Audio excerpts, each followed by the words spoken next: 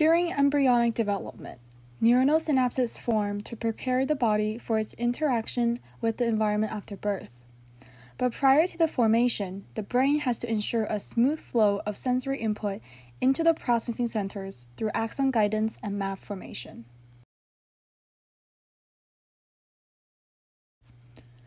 As the neuron matures, the newly formed axon has to extend itself to reach for its designated synapsing target.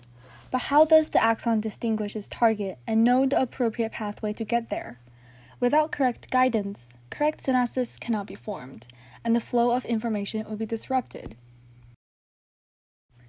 This concept also extends to map formation. How is the image of an object maintained within retinal tectal mapping? The answers to all these questions lie in the attractive and repulsive guidance cues and their ligand-receptor concentration gradients throughout the sensory pathway. In axon guidance, the growth cones of the projecting axons are responsible for regulating the expression of receptors that respond to the different secreted cues. These guidance molecules could be compared as road signs when you are driving, telling you which highway to take, which exit to go, and which turn to take. As the different cues attach to the receptors, different sets of mRNA in the growth cone are being translated that lead to different responses. Repulsive cues cause decreased polymerization of local filopodia through cytoskeletal disassembly. As the part of the growth cone near the repellent contracts, the growth cone turns away. The opposite process happens for attractants, where increased polymerization leads to the growth cone turning towards the side with a high concentration of the attractive cue. It has been hypothesized that this mRNA-based mechanism may be helping the growth cone to survive as it travels through different environments, since these pathways are constantly supplying new localized proteins and thus adjusting the growth cone to its surroundings. Let's apply these mechanisms to the axon guidance needed for commissural neurons to cross the ventral midline. This crossing can be sectioned into two steps. First, the axons have to be attracted to the midline. Then it has to be repelled away from the midline. But how can the same region trigger two opposite responses on the same axon? Since the environment is not changing, it must be an internal switch of receptor expression in the axon. Our guidance molecules of interest here are the attractive netrin and the repulsive slit. As both cues originate from the same source, they constitute a similar concentration gradient, highest at the midline and gradually decreasing when further away from the midline on both sides. Prior to the crossing, the growth cone expressed the netrin receptor DCC, making them to grow towards the midline where there is a higher concentration of the attractive netrin. However, when the growth cone arrives at the midline, intracellular molecular changes cause a downregulation of netrin receptor DCC and an upregulation of slit receptor ROBO. Recall that slit is a repulsive cue. The axons at the midline now want to turn away towards a lower concentration of slit on the contralateral side. This slit repulsion can then also prevent the cross axon from re-entering the midline and crossing back to their original side. Although this mechanism guides the axon onto the correct pathway, it cannot explain how the axons determine their specific postsynaptic targets. Map formation would then require a much higher level of specificity.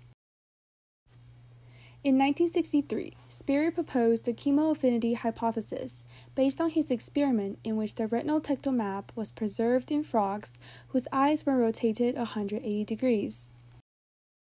This led him to conclude an anatomical basis of the retinal tectal projections, suggesting the targets could be specified by the interactions of biochemical tags expressed on the growth cone and the target.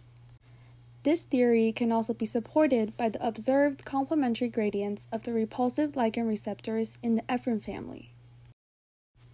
In amphibians, the Fa3 concentration in the retina and the ephrin A5 concentration in the tectum help to form retinal tectal mapping. A high expression of the Fa3 causes the axon to have a high sensitivity to the repellent, and therefore it would be more reluctant to go into a higher concentration of ephrin A5. The same principle applies to the flow of information from the retina to the superior colliculus.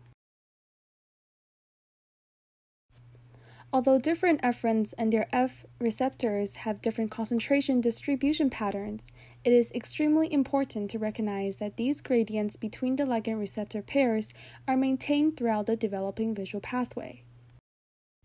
To add even more complexity, a newly revised servomechanism model suggests that the same guidance molecule can be either an attractive or a repulsive cue, depending on the regulation of cAMP and cGMP concentrations within the growth cone.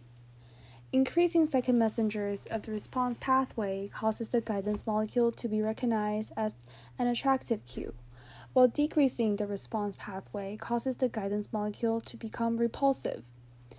This regulation serves as one of the uniquely encoded information of individual axons, guiding them to their synaptic targets. In summary, the individual retinal cells are first guided onto a shared pathway going towards the general region of the tectum.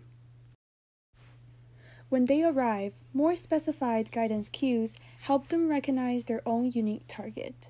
And since these receptor-ligand countergradients are maintained, this flow of information through the sensory pathway can then remain consistent. Although map formation and axon guidance may require different specificities of guidance cues, they're extremely interrelated processes, and they both prove the essential role of guidance molecules in embryonic development. Finally, with the proper axon guidance and map formation in the central nervous system, we can finally move on to the formation of neuronal synapses.